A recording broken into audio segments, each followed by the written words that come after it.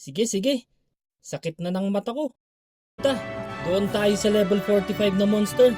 Sige, sige. Tsaka boss hunt tayo mamaya. Marami daw boss drop ngayon. Tara, tara. May event daw ngayon eh. 7 hours later. Men, ilan na XP mo? 90% na men. Konti na lang. Mag-uumaga na pala. Kaya pa to men. Sige, sige. Sakit na ng mata ko. Ito na, ito na. Magle-level up na ako, alright! Alright men, makaka-change job ka na rin. Salamat sa pag-boost boy. Uy! Tapos na overnight nyo! Magsiuwian na kayo! May klase pa kayo! Oh shoot, may pasok pa pala tayo. Tara na men. Ay, oo nga pala. Tara na, wala nang ligo-ligo to. Hehehe. Sa wakas, makakagamit na ako ng malakas na item. Hehehe. Ma-unlock ko na yung mga skills ng character ko.